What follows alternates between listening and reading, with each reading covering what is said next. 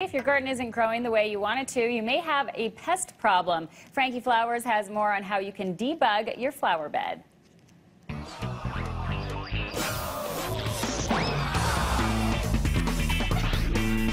Hey everybody, it's summertime in the garden. A time to enjoy, but really, what's bugging you?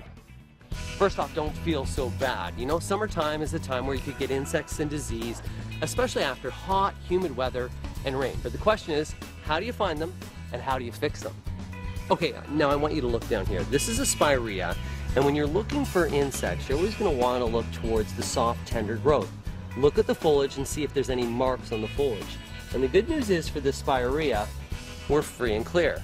Now, if we find an insect, how do we fix it? Oh, look, there's a problem right there on my hydrangeas. So, what are the options? First option is, if we can see insects on it, we need to identify that insect. Once we find the insect, we can then go pick and squish. That's the oldest way in the world of gardening. Also, what we can do is just take water and wash them off. And then if you can't see them, what you can use is Bug Begone. This is EcoSense by Scott's. And what you're going to do when you're treating, first off, you want to do it when it's not a real hot day, is you want to make sure that you're spraying both the top and underside of the leaf. This insecticide will control them, and it works best when you can contact the insect at the same time. Go away, bugs! Now, for those growers of hostas, what about crawling insects like slugs? First thing you can do to make sure that you get rid of slugs is make sure you water in the morning. If your garden's wet at night, slug populations are going to go through the roof. Next, you have an option which is called Slug Begone. It's a slug bait. It's so simple for application. You just put it down amongst those plants that are getting eaten.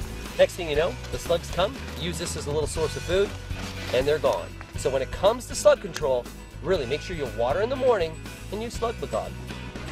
And finally, one of the best ways to keep your garden free of insects and disease is to keep it weed-free. Remove those weeds, and one of the best ways to reduce the amount of weeds that you have is mulch. Not only will it reduce the weeds, it's also going to make sure it's maintained the moisture. So that's going to create a healthy garden.